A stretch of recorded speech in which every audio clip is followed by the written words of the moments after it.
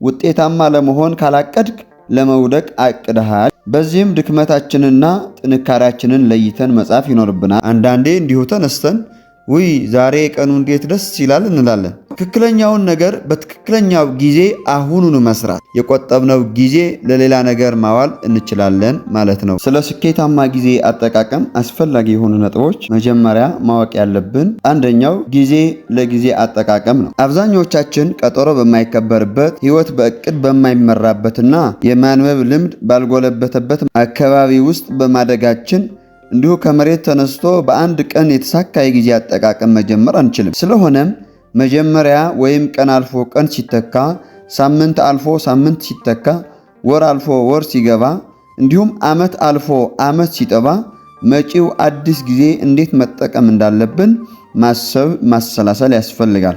ስለዚህም የምንመድበው ጊዜ ለጊዜ አጠቃቀም የመደብነው ጊዜ ይባላል።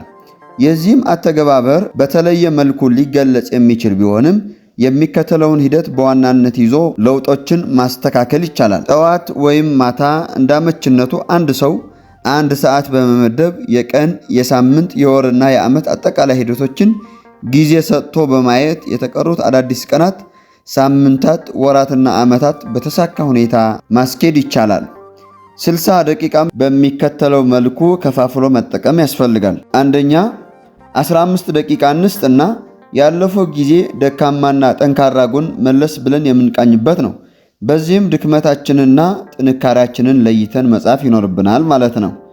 ሁለተኛው 15 ደቂቃ ደግሞ ራዕያችንን ያሉብንን ኃላፊነቶች የምንቃኝበትና የምንጽፍበት ጊዜ ነው። ሶስተኛው 15 ደቂቃ ደግሞ ከራዕያችን ካሉብን ኃላፊነቶች በመነሳት ለቀጣዩ ቀን፣ ሳምንት፣ ወርና ዓመት የምንሰራውን በቅደም ተከተል የምንጽፍበት ጊዜ ነው። አራተኛው 15 ደቂቃ ደግሞ ፈጣሪያችንን እግዚአብሔርን አምላክ የምናመሰግንበትና የምንፈልገውን እንድናገኝ የሚረዳን ማስተዋልን፣ ጥበብን የምንጠይቅበት ጊዜ ነው ማለት ነው። ስለ ስኬታማ ጊዜ አጠቃቀም አስፈላጊ ከሆኑ ነጥቦች ሁለተኛው ደግሞ ግብ ማስቀመጥ ነው። ማንኛውም ሰው ላሉበት ኃላፊነቶች ግብ ማስቀመጥ ይኖርበታል። ለዚህም ነው ውጤታማ ለመሆን ካላቀድክ ለመውደቅ አቅደሃል የሚባለው። ስለዚህም በተከፋፈሉት ጊዜያት ውስጥ ያሉብንን ኃላፊነቶችና ራዕያችንን ግልጽ ሊደረስበት በሚችልበት ሁኔታ በጊዜ ወስነን መጻፍ ይኖርብናል።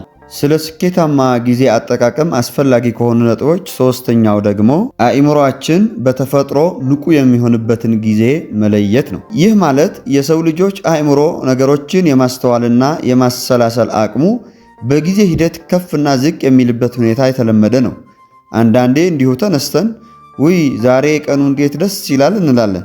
ይህም ቀኑ ወይም ነገሮች ተለውጠው ሳይሆን አእምሯችን ከወትሮ በመድኃኒት ወይም በአልኮል ሳይሆን በተፈጥሮ በዚያን ሰዓት ንቁ በመሆኑ ነው። በተለምዶ አሁን ሙዲ አልመጣም ወዘተ የምንለው የዚሁ አእምሯችን ንቁ አለመሆንና መሆን የሚያመላክት ነው። ስለሆነም ከጊዜ አጠቃቀም አንጻር ሕይወታችን ወሳኝ የሆኑና ብዙ ትኩረት የሚሹ ጉዳዮች በዚህ አእምሯችን ንቁ በሚሆንበት ወቅት ልናከናውናቸው ይገባል።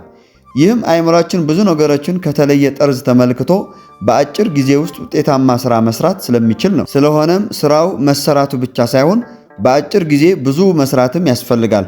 የምንወስደው የጊዜ መጠን አንዱ የውጤታማነት መገለጫ ነው። አራተኛው ትክክለኛውን ነገር በትክክለኛው ጊዜ አሁኑኑ መስራት። ይህ ማለት የጊዜ ጠባያት የሚለውን በተመለከትንበት ክፍል ጊዜን ቆጥቦ ለወደፊት መጠቀም እንደማንችል ተረድተናል። ያለፈ ጊዜ ታሪክ ነው። ታሪክ አይለወጥም። ጥሩ ይሁን መጥፎ እየተተረከ ይኖራል እንጂ ነገም የኛ አይደለም። ይሰጠን አይሰጠን አናውቅም። በዋስትናም ይሁን ያለ ዋስትና መበደር አንችልም። ስለዚህ ያለን ዛሬ አሁን ነው። ስለሆነም ነው የመዳን ቀን፣ የሥራ ቀን፣ የአገልግሎት ቀን አሁን ነው የተባለው። ስብሰባ፣ ስልክ መደወል፣ ሪፖርት መጻፍ፣ መረጃ ፋይል ማድረግ፣ ጸሎት ማድረስ ወዘተ ሁሉ በየተመደበላቸው ጊዜ ወቅቱ ሳያልፍ ለነገ ሳያድር መከናወን ይኖርባቸዋል። ለነገ ማለት መታከትና መስነፍ መሞት ነው። ስለዚህም ነው ታካች በሐሳቡ ብቻ ላይ ሲጨነቅ ምኞቱ ትገድለዋለች ውጤትም አያይም የሚለው መጽሐፍ። አምስተኛው ኃላፊነትን ማካፈል ነው። ይህ ማለት ስራዎችን ለመስራት እኛ የመጨረሻ ጥሩዎችና ብቸኞች አይደለንም። ሌሎች እጅግ በጣም ጥሮች አሉ።